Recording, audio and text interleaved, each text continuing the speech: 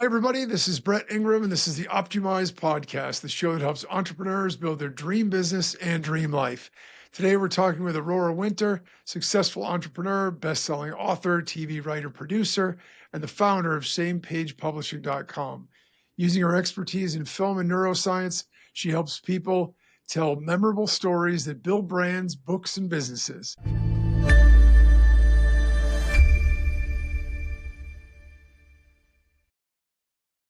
I'm super excited because I think communication skills and storytelling are central to everything that we do. And they're one of the cornerstones of success. So, with that, welcome, Aurora. Thanks a lot for joining us. Oh, it's great to be on the show with you, and I look forward to helping your audience turn their words into wealth. That's awesome. Yeah, I love what you do. I do think it's so important. And I think, especially now that we've gotten into an age where everything is so digital and online, sometimes the personality behind things, the stories behind things, it's easy to get lost. Things Yeah. become more transactional in nature. And so I think what you do is obviously super important. So a lot of stuff that I want to ask you about, but can we start off with your personal story? I'm curious about your background. How did you start your career? I am a serial entrepreneur. I fell madly in love with the man who became my husband, and we were like, okay, we can't stand working at jobs. We have to be together. So, what business can we start with no money? So, basically, started my first business in my 20s for completely irrational and emotional reasons, but it went on to become a very successful seven-figure business. Sold my first business in my 20s. I've exited three times. I've been in different businesses from selling boats as tax shelter investments and charters, training coaches, a publishing company, which is what I do now. I started a film and television company, raised 5 million for that, made 8 films. I've worked as an executive in film and television. I'm an award-winning screenwriter. So, but what the common theme is always communication. It was always around how can I articulate more clearly what's cool about what we're up to. And once I nailed the message, the money flowed.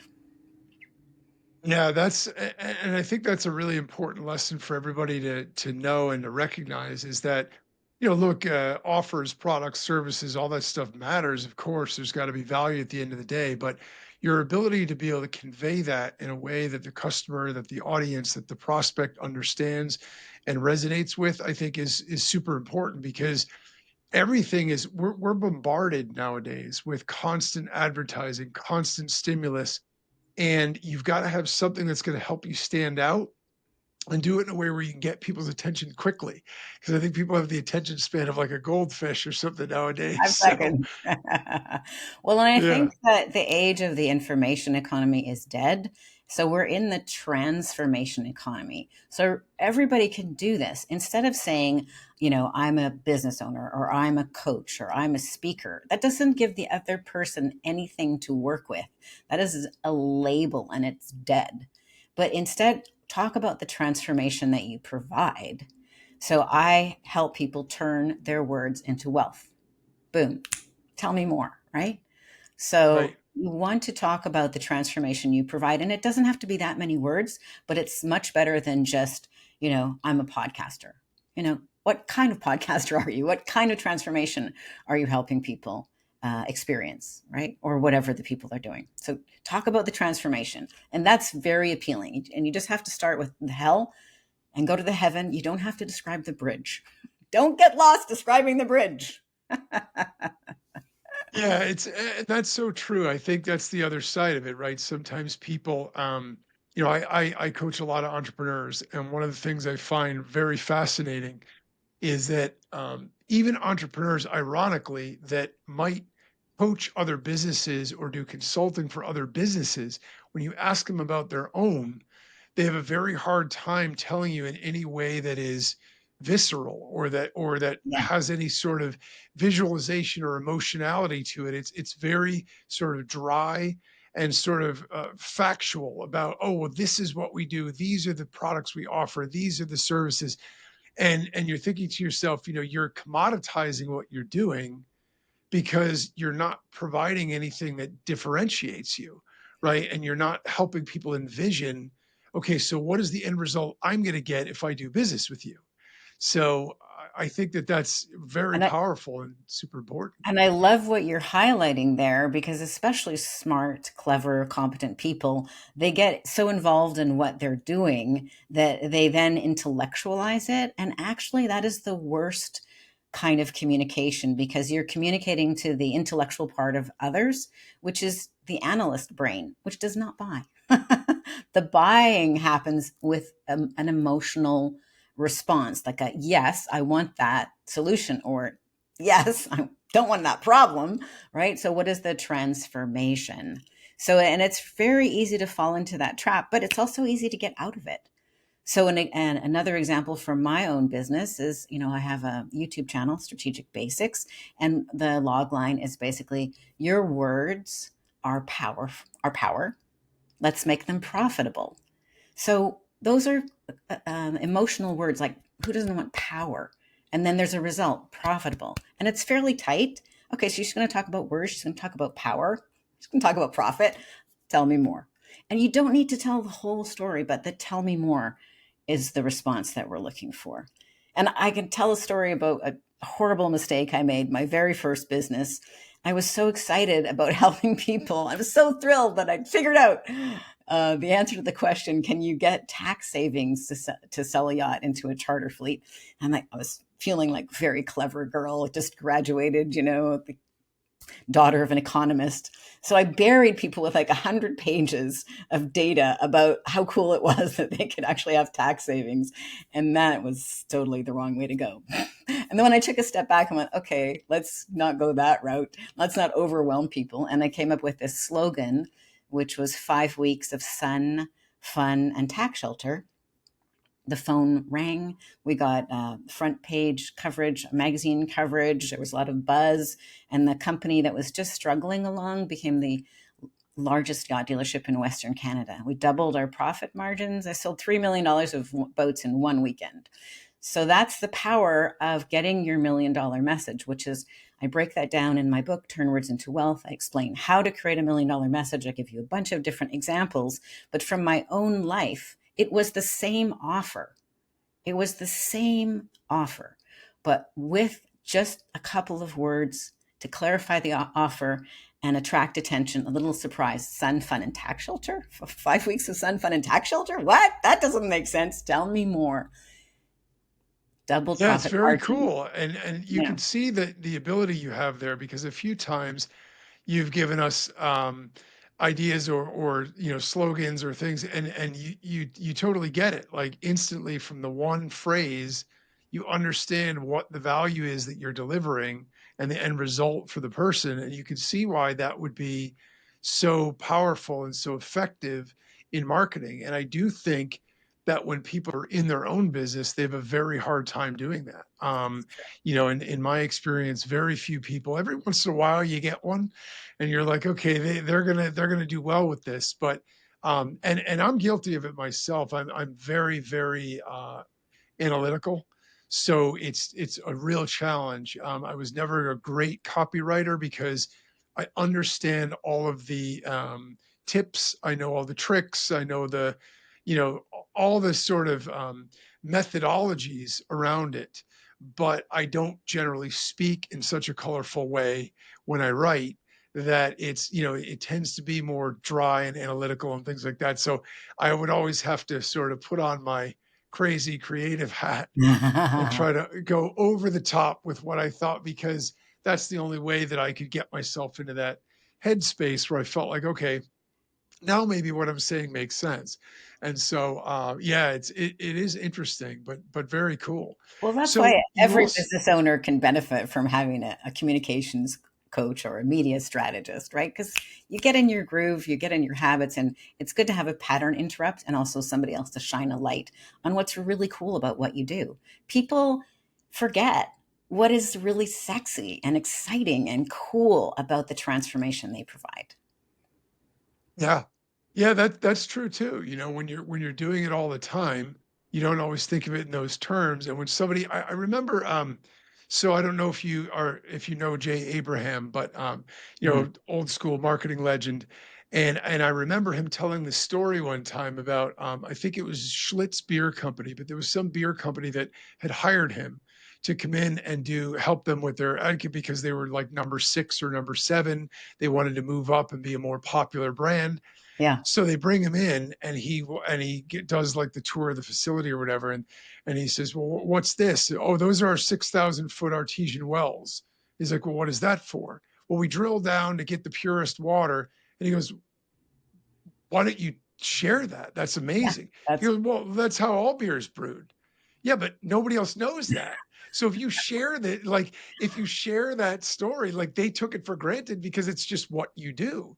yeah. But that was something. And so they built this whole campaign around the stuff that they do. And even though it wasn't unique to their brand, it still shot them up the charts for a while because it was something that was unique that nobody else had claimed Yeah. as part of the marketing message and stuff. So, um, So super, shining super a light powerful. on something that you take for granted could actually be a breakthrough. And it's interesting you're talking about old school marketers. Dan Kennedy is another fellow like that. And what I appreciate about Dan Kennedy is he actually gave me data. I like to have some data to prove the value. So the neuroscience of human beings is we're very focused on status. So we very quickly assess what is the status of this person. So Dan Kennedy, what he did is he sent books. I mail people a copy of my book, Turn Words into Wealth, but he sent his books. And the wow that was generated by then following up as an expert, as an authority, because the root of the word authority is author, 100 times higher conversion rate than not first sending the book. So there's so much value in positioning yourself and letting people know that you are an authority, perhaps with a book, or perhaps there's something else you can do, like having a podcast that communicates your brand, what you stand for, the people that you serve, and it instantly elevates your status. And that is a great way to attract premium clients at premium prices. Yeah, I love that. I mean, the positioning element is so important. Even with the social media, I tell people all the time, if you aren't out there with the intent of trying to sell or market, I completely get it because it's so busy but it's still valuable to have that stuff out there where you have content that helps position you in a way where other people look at you as an authority and things like that. So certainly all of those kinds of elements make a big difference. So you've also written books. You've written and produced for TV also. How did you get into that specifically? I started with books, and then I'm like, oh gosh, a book is 300 pages. A script is like just over 100 pages. I can save 200 pages by being a screenwriter instead. Yeah, so I had a whole sojourn in film and television. I'm an award-winning screenwriter. I wrote a TV movie called Eli's Lesson that starred Jack Palance. It's about a little kid. He runs away on Halloween, has a whole adventure. It won some awards. And then I had this other epiphany, which is, wait a minute. The problem with movies is you have to raise millions of dollars. Maybe I'll go back to books. So I came full circle and now I'm focused on my books and my clients' books. But then circles keep going around. Now I'm in Los Angeles partly because my fantasy book, Magic Mystery and the Multiverse, I'm pitching it. It's got a trilogy now. I'm pitching it as a TV series. So it could be kind of a Wednesday meets Shadow and Bone sort of thing. And I have clients who've got fiction thrillers, so I'm working on that. So it's interesting how one hand feeds the other. I got frustrated with film and television because it's so much money, and then deal falls apart in the 11th hour. But books are satisfying. You can create a book, and it can be part of your legacy forever, whether or not gets made into a movie. Absolutely. I mean, there's value in the process too, right? Obviously you like the outcome, but I think anytime you go through a process to create something, there's value in that because you learn things. And it's funny how your perspective evolves based on experiences that you have. And then sometimes, even though you may go to one extreme feeling one way about something else then changes later that shifts you back and you say, and I've done the same thing. I mean, I've been in the software space for 15, 20 years, and there are days where I say, "Oh, it's the greatest industry in the world." And there are days where I say, "Why am I in this industry?" Let So, me out of here. yeah, exactly. And so, but Ah, the podcasting thing is the one I have to say I've never looked back on. The only regret I've got is that I didn't start it sooner because I enjoy it so much. I love having an opportunity to talk with people like you and get you to share all of your secrets with us and also be able to provide that for other people. I mean, I just think it's an amazing way to build relationships. It's an amazing way to connect with people.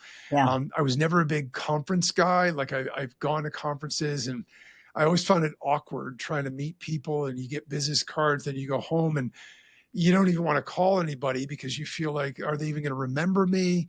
Right. When you talk to somebody for 45 minutes, you're going to assume they're probably going to remember who you are.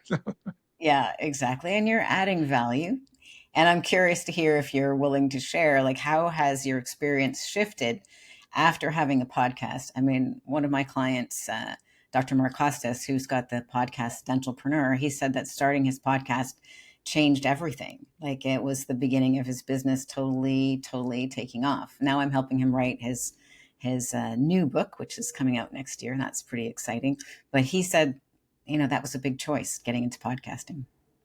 Yeah, I mean, for me, it's almost reverse in the sense that because I started in the software space, I was generally a behind the scenes guy. So people Mm. might have known some of my products, but they didn't associate me with it. I was never a social media person, never built much of a following, and I focused a lot on getting work done instead of building relationships, which I certainly feel was a mistake, but nonetheless part of the reason I started the podcast was because I wanted to share with other entrepreneurs that look, if you're out there, if you're feeling lonely, if you're feeling Mm. isolated, we all go through it, right? Entrepreneurship can be hard. And if you're struggling or whatever else, know that other people have been there. Just because they might be doing something great right now doesn't mean they haven't had struggles. It doesn't mean they didn't go through those challenges. And so because of that and because of moving into the podcasting, now I just built out a complete podcasting course to show Mm. people how to do it.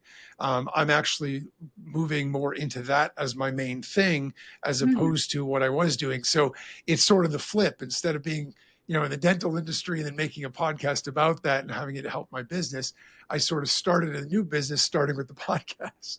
It's amazing. So You take one step forward and you just never quite know where it will lead. I think you never do. that's another thing I think that is very easy to lean into is, what are you curious about? So I invite people, instead of always crunching the numbers and doing what is sensible and logical, what are you curious about? I got my MBA in 2015. That was kind of a story. I went to Italy actually to get my MBA because I thought, oh, that'll be a Nice. cool adventure. And it was, although my degree is from University of Iowa. But then I'm like, okay, what am I really curious about? Because now I could live anywhere in the world. I could do anything. I've got, launched a whole bunch of businesses. I've got all this expertise. I've got my MBA now, proof that I'm qualified. Although I don't know that I learned that much in the MBA compared to running multiple businesses. Not Um, much. but then I made a list of, 20 things that I was curious about. And when I looked at them, 15 of the 20 all had to do with communication. So that's where my passion lies. And that's why I love helping people nail their message. Yeah, which is great. Makes total sense. So, how much the words? Let's talk about communication skills. How much do the words that we use and how we use them matter? Because if you think about it, right, we're just rearranging words that already exist. Sometimes in the vernacular, things are added, but you know what I mean. And so, what's the power of that? Because it seems so simple on some level, yet we all kind of intuitively know there's a lot of power there if you do it the right way. There's so much power there. I'm going to just tell the little story that Steve Jobs, running Apple, spent 3 weeks practicing what to say, where to stand, how to pause before an Apple launch. And I think every entrepreneur would be well served to model Steve Jobs. So instead of thinking, I don't have time to practice communication, you don't have time not to. Studies show that you could be leaving up to 27 times, 27, not 2.7, not 27%, but 27 times, 2,700% revenue on the table by not having a clear, powerful $1 million message. And it's not only about having a message, it's about having the practice of collecting stories about the transformation you provide and offering them at the right moment. So you've got these little cookies, so to speak, of stories that you can share. And then, of course, the confidence to deliver them. So many people come to me and they're like, I don't know what my stories is, because they're trying to jam their whole life into 3 sentences. You can have more than one story. But my background as a film producer really helps because um, I know, and it'll make sense to everyone listening, that there's a structure behind effective communication. Most people know about the hero's journey structure, which most movies is the hero's journey, like Star Wars. But there are other structures. There's the heist structure, there's the myth busting structure. There are different structures. So once you understand the structure, you can put different people or different stories in that structure, and it'll always work. I certainly love that, and I totally agree with you in the perspective of, how important stories are. One of the things I tell people all the time, if they're struggling to sort of find their voice or find what that is, I tell them, be a guest on a podcast. Because when you start being asked questions about what you do, it helps you crystallize your own thinking. You have a different relationship with the stuff that you're doing, with the knowledge that you've got. You have to articulate it in a different way. And after you do this enough times, you sort of refine your stories a little bit. You say, you get those moments where you say, oh, that really worked. Like that hit right Yeah, there. So now I'm going to use that again. And you sort of store that away. And then, some stuff you do misses, or you feel like, I didn't say that the way I wasn't really clear the way I wanted it to be. But I think it helps people dial that in. So even if they're not on a real podcast, even if they're pretending, have somebody interview you, it causes you to think of what you do and how you do it in different ways. And I think, there's power in that. So with stories, I'm a huge believer in storytelling. Look, my wife is an AP literature teacher, so I'd have to love stories, right? But aside from that, why do stories matter so much? well, we're all used to reading books, but the printing press was only invented by Gutenberg. What was it, 1470, something like that? So it's reading words is not how humanity passed information. We told stories. We told stories around the campfire. And now, thanks to podcasts and YouTube and video and audio, we're returning to our roots. People who've gone to university think it's all about data, but stories are not about data. They're about wrapping an idea in an emotion, which is what a movie does to it. Wraps an idea in an emotion. And when you have an idea wrapped in an emotion, it becomes a viral message. This is why the stories from the Bible are remembered. You can probably list off a half a dozen stories from the Bible or more, but most people cannot remember the 10 commandments. So think about that. How many of the 10 commandments can you list right now, and how many stories from the Bible can you share? And most people will be like, oh, I get your point, Aurora. So Yeah. unless your idea is wrapped in an emotion, it won't stick. And the really cool thing about stories is they're not only about persuading, they are the way that humanity taught future generations what to value and where there were pits of vipers to watch out for.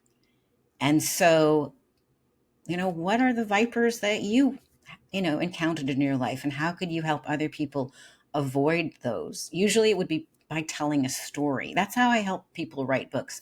I interview them, we pull out the stories, I pull out all the ums and the ahs and polish it and went, oh, that didn't go anywhere, so let's get rid of that story. And then we turn it into a book and audios and videos to promote the idea. So maybe you can share, like, what occurred to you offhand for how many of the 10 Commandments could you remember versus how many Bible stories? Yeah, well, being not that religious myself, I mean, I actually was born Protestant, and I did go through my confirmation, but it's been so many years. I don't know how many off the top of my head I would be able to name, but I understood your point the minute you made it, and that Yeah, is, anytime you're memorizing things. In fifth grade, we had to memorize all the states in the United States and their capitals. I knew them all like the back of my hand. Decades later, I would be lucky. I mean, I can get all the states, but I would be lucky to get half of the capitals because it was memorization. There was no yeah, There was nothing there that was visceral. There wasn't anything there that made that connection where I was going to remember it. And to your point, you had stories like the Odyssey and the Iliad that are epic, right? Yeah. But yet they were passed down verbally, which is remarkable because there's so much content there for somebody to be able to just remember it. But because you're telling it in story format, it absolutely works. And I'll even if we want to bring this down to a practical level, one of the evolutions I've noticed over the last couple of decades or whatever is the old traveling salespeople that used to knock on your door. They'd stand there with the vacuum cleaner, they'd stand there with the box of encyclopedias, and the minute you open the door, you already knew that this was a salesperson. You slam the door and nobody wants to deal with it. Now what they do is they send people out, they knock on the door, and they start telling you jokes. They start sharing stories about what they got to do with this and what they were doing with that. They get you laughing. They engage you in a way that disarms your senses about being worried about being sold something. And then once you're comfortable with them through the storytelling and the jokes and the other things that they're doing, obviously they transition into a pitch. But it's much more sophisticated than the way that it used to be. And I would guarantee, even though I don't have the stats, it's far more effective. Because the people that do it are really, really good. So I'm sure the trainers that do it are really, really good as well. And they recognize the fact that the minute you say the words to somebody, let me tell you a story, or let me share a story with you, the guard drops, the ears Yeah. open, people lean in because everybody wants to hear a story. If I say, let me sell you something, whoa, see you later, right? People I, like to I, I got to buy. go. I'm late for an appointment. Yeah. People like to So, buy, but they don't like to be sold. And the other exactly. thing that's really cool about that example is as you tell a story about the transformation you created for your client, it's easier for a person to listen to that and then go, well, I wonder if that could happen for me. Right. So, for Yeah. example, one of my clients, his lifelong dream was to be a best-selling published author, but he had a family to provide for, so he became a litigation attorney.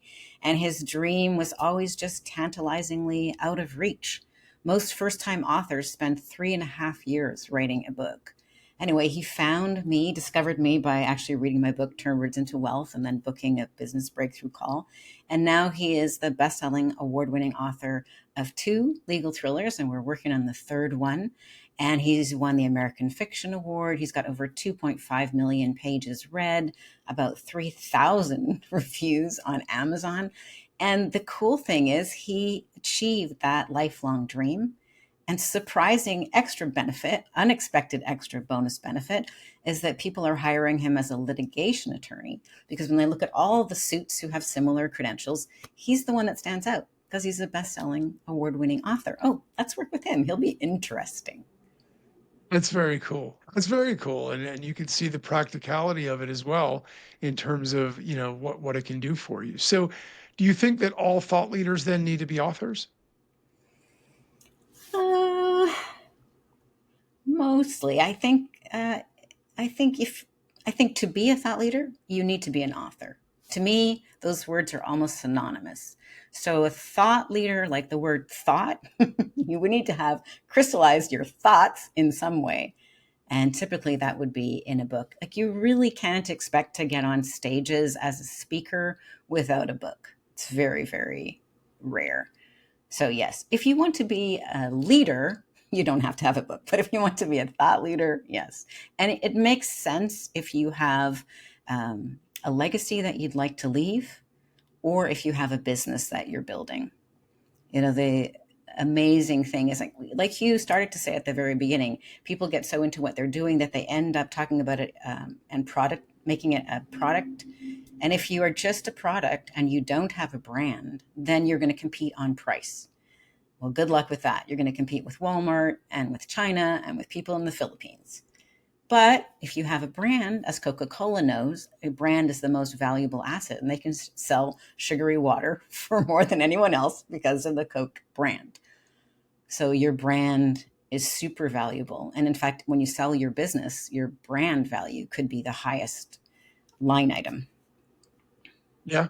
Yeah. No, I mean, that makes total sense. So if we look at this from through the lens of science, right? Because obviously we talked a lot about storytelling, we talked about language from that. What's the actual neuroscience of communication? So if we put sort of our scientific hats on for a minute, what does that look like? Yeah. Well, I go into detail in the neuroscience in my book, Turn Words into Wealth, because I really love that. But just to keep it really tight so that people can follow along, the ancient reptilian brain is looking for, is this scary? Is this something good to eat? Is this yummy? So that could be, well, the title of a book, Turn Words into Wealth. That's appealing to the croc brain. It's going to tell what category are we in, and is there some little morsel of goodness there. So turn words into wealth. Okay, tell me more.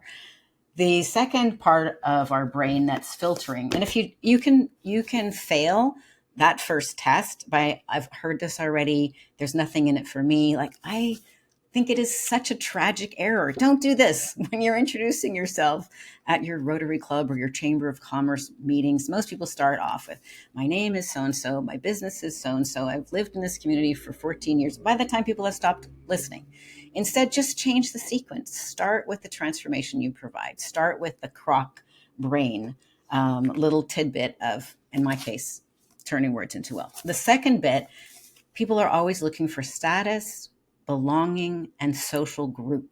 So you can reassure people quickly. So this book is an award-winning book. It won Outstanding Nonfiction Book of the Year when it came out. So social proof. For this book, Magic Mystery in the Multiverse, it won the Reader's Choice Award. Social proof. I'm on your podcast. You think I'm worth talking to, and vice versa. Social proof is the second filter, and the order does matter. So once you've ticked those two things off really quickly, so turn words into wealth, croc brain, award-winning book, social midbrain. Now you can give up to 5 minutes of content, and people will probably listen. People can Very only cool. listen for a maximum of 20 minutes. It's very effortful to listen. So break it into little chunks and have each one be a little story that's memorable, a little snack of some goodness, story bite, and then I like check that. in. Yeah. Yeah. Yeah, that's cool. But I've had that experience that you're talking about too. I've been to events or whatever, and literally every person you meet, it's their name, it's what they do, it's that sort of background stuff, and there's nothing there that provides any value really, right? And so it's sort of like, I mean, when I create webinars for things, I don't start off with all the stuff about me. I start off with the hook for where Yeah. the value is for them. I give Exactly. them enough of a tease where they're like, okay, I want to know what the upshot is here. I want to know what the, how where this is going to go. Then you can build in the credibility piece where you're like, okay, you got these kinds of things that this is what I've done. So you build up the credibility. But if you start with that, people are like, why do I care? Because if you don't Exactly. give them a reason to care first, and some value that you're promising, then there's no value in who you are or what you do because they don't know what it is. So yeah, And, I and think I again, think that's talk about the transformation you provide rather than just putting a label on yourself. And another quick thing to know from neuroscience is people have different brain dominance. So each person may filter a different way, and you want to make sure that in the first 30 seconds or minute you've addressed all four of the different filters, because if you miss one, that person is going to be like, I can't even listen, I don't even know where this is going. So entrepreneurs like you and I usually have a why filter first. We want to know, why are we talking about this? But some people lead with a who filter. Until they know who is involved, they can't really listen. Secretaries or people who are executing the task get very uncomfortable if they don't know how this is going to roll out. And then scientists or engineers really need to know what. You don't have to give the whole detail of each of these things, but it's just like in the old days when you read newspapers, the first sentence would usually cover, who, what, where, why, when. So little taste before you go launch too long into whatever your core brain dominance is. You're going to be most likely to talk most about that, but don't forget to touch on the others. nice. So we've talked a little bit, obviously, just sort of inadvertently about communication, good things, but also communication mistakes. Are there any other key communication mistakes that people make? Oh, there's so many communication mistakes that people make. It's a softball, I know. I'd like to highlight one that I think will be most useful to the listeners. I think a communication trap is, who am I and what have I got to share and why would anybody listen to me? And if you start down that self-doubting path, your energy will crumple and you won't be able to get a sentence out articulately at all. So instead of thinking, why me and why would people listen to me, think about, how can I help? And immediately your energy will shift. You will find that you can speak easily when you're focused on the listener or you're focused on the audience. Another trick, if you are speaking to a group, look at one person and speak to that one person. And then a few seconds later, look at another person and speak right to that person. And it will help you too, because you'll see if they glaze over and they're yawning or they're like, tell me more, leaning forward. So being of service can be a great hack to get over that imposter syndrome that we all have from time to time. Like that, yeah, because you can't really have both those thoughts simultaneously. You can't feel nervous and anxious about how you're coming across and all this other stuff if you're also focused on trying to serve and provide benefit and value. And Yeah. so it's that great tip. I love that piece of advice. I remember somebody had said at one point, if you need to go on stage or you need to speak in front of a group or an audience and you're really nervous, one of the things you could do is force yourself to smile, right, and stand up straight. Because even doing that, if you're physically in a state of smiling, it's really hard to also feel nervous. You're Yeah. sort of like your nervous system is like, what's going on here? You're supposed to be nervous, but you're smiling, which means you're happy. So and I think yeah, any of those sort of pattern interrupts or things that we can do to get ourselves in the right frame of mind. But the imposter syndrome thing to me is mind-boggling how common it is in Hmm. talking with entrepreneurs that are particularly service providers, people that have done things for years and years and years, still have so much insecurity around whenever they are promoting themselves or doing something where they're the one who has to. They'd be fine if somebody made the sales for them and they delivered the service, but when they have to sort of articulate why you want to do business with me and how I can benefit you, for some reason they start to feel like, am I a fraud? I've been doing this for 20 years, but maybe I don't really know what I'm doing. And I find that fascinating. I think that's why everybody can benefit from having a third party give them some coaching and training and put them through their paces, make them practice. Like I make my clients practice before I put them on podcasts, because it's only fair to the podcast host that they could come prepared and have done their, it's like before running a marathon, you don't just say, put on your runners for the first day and then go, I'm going to run a marathon. And being on a podcast or speaking on a stage is like that. You want to have prepared and practiced. It's like everybody thinks, oh, well, I can talk, so I should be able to be a podcast host or be a keynote speaker. No, actually, no. It's more like ballroom dancing. The difference between walking and ballroom dancing should be obvious to anyone listening.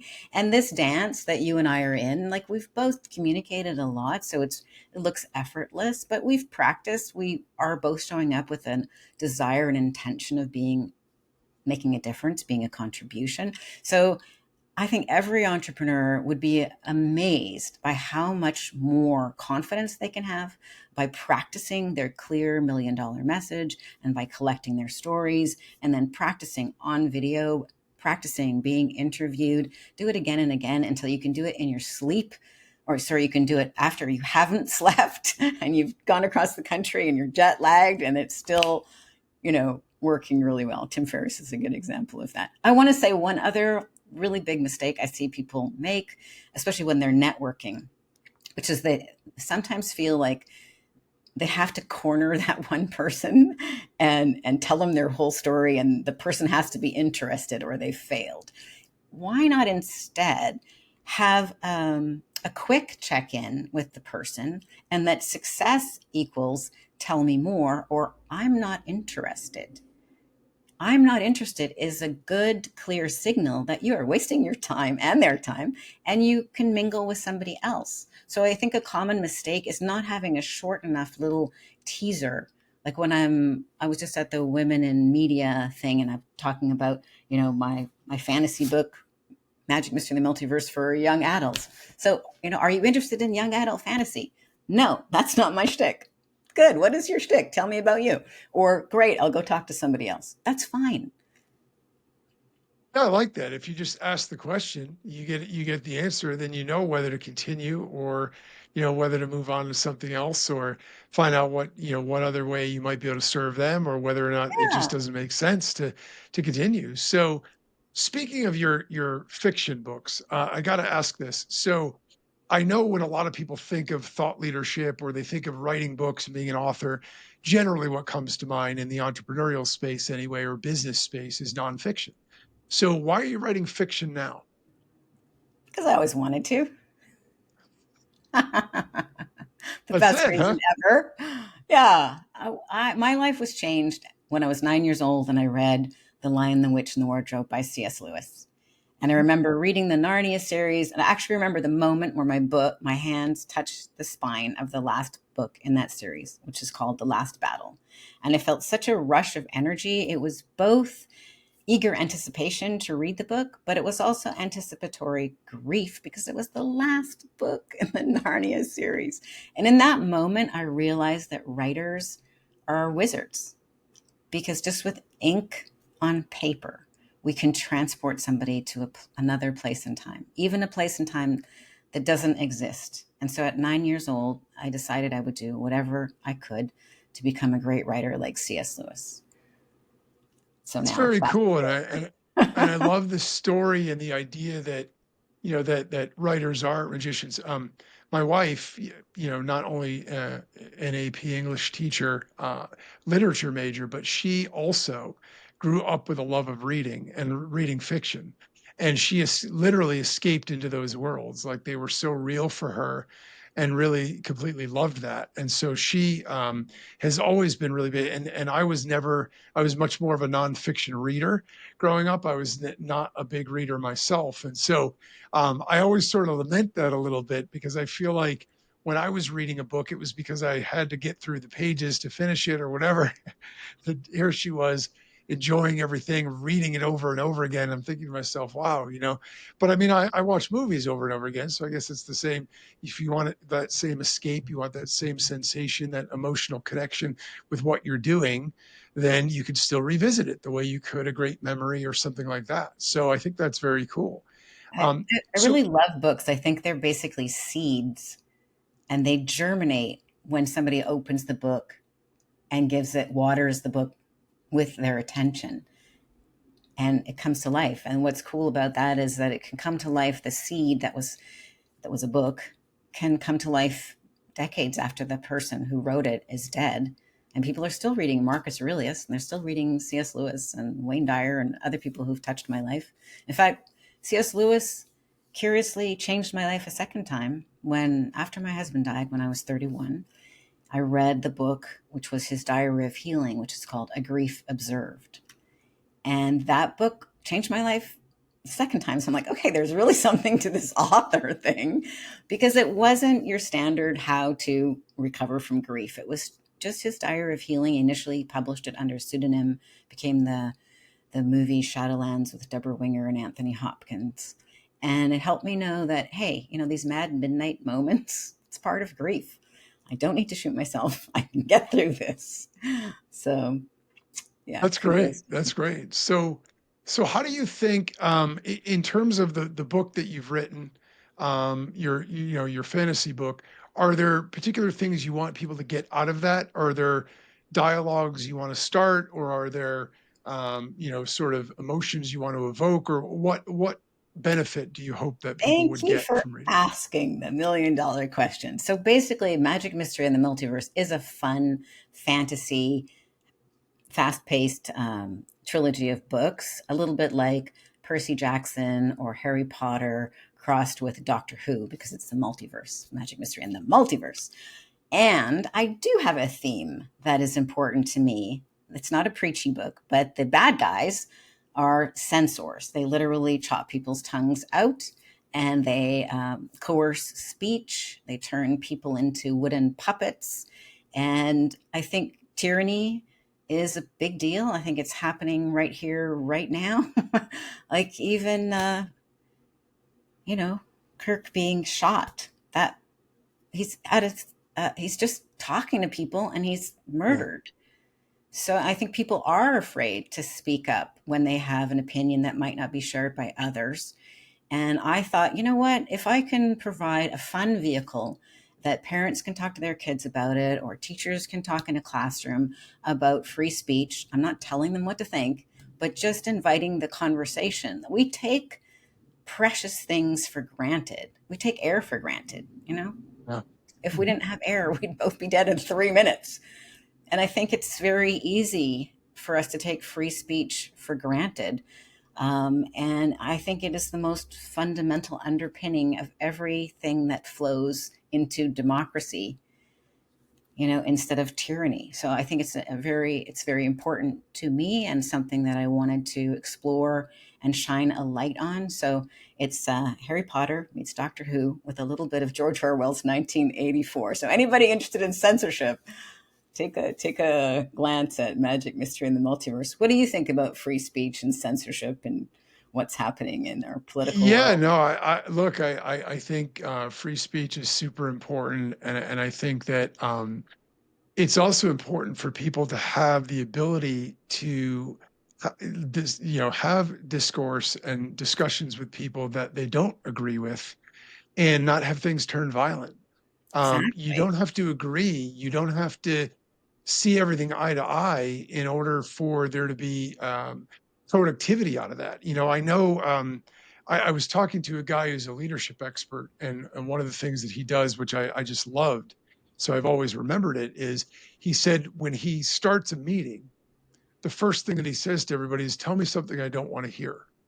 Hmm. Because what he wants to do is he wants to encourage free and open dialogue, and he wants people to feel comfortable, because the only way you can grow is through looking at things realistically the way that they are and finding better ways around it. And when we combine all of our collective thoughts, ideas, and everything else, generally the solutions we can come up with are far better than the ones that we could individually come up with. And so it's fine to have, opposing views.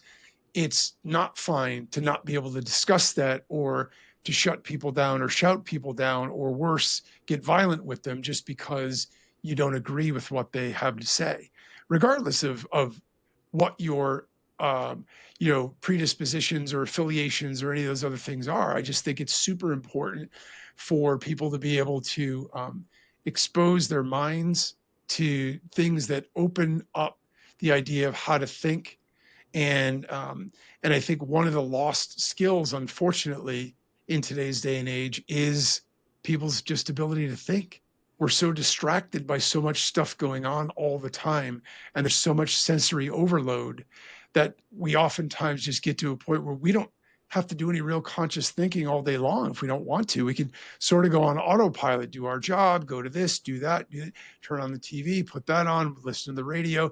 You're in the car, you got a podcast or radio on, and it can be constant if you want it to be. And I think sometimes it's best just to shut everything out, think a little bit, and be open to talking to other people, even if they have different views. So yeah, 100%, I'm with you with that. Exactly right. And I think that thinking and talking are inseparable.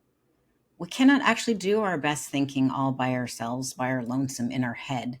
When we articulate it, whether you're especially best to talk to another person who's interested, or secondarily, you could record yourself on video or write a book. But we don't come up with fully fledged, complete PhD level New York Times bestselling ideas all by ourselves in our head. We articulate them, we refine them, you know. And so Yeah. it used to be that university was a place where you were challenged to debate either side of the equation, both arguments. You had to be able to argue both ways. But now people, I think social media has not helped us. Everybody's living in their own private echo chamber, which Yeah. reinforces whatever their particular point of view is. And that is such a fundamental systemic weakness. It's going to take our society and our whole economy down if we cannot be robust enough to embrace other people's ideas and perhaps even lean into them. Because, like you said, there's good ideas to be had all around if you listen. Yeah, absolutely. All right. So where can people find you, find your products, services, connect with you? Thanks. They can find me. My publishing company is called Same Page Publishing, same because I come on the same side as my clients, so samepagepublishing.com. Or they can check me out on YouTube. My YouTube channel is called Strategic Basics, and every week we drop a new video with a little taste of goodness about how your words are power. And let's turn them into money for you. Turn your words into wealth. Awesome. Thanks again, Aurora, for sharing all your insights and great tips with us. It's about time to wrap things up. You can go ahead and visit our website at turnwordsintowealth.com to get the success library or book a call, or visit magicmysteryandthemultiverse.com to learn more about her new fantasy series. Thanks a lot for tuning in. And remember, no matter what you want out of your business and your life, don't compromise, optimize.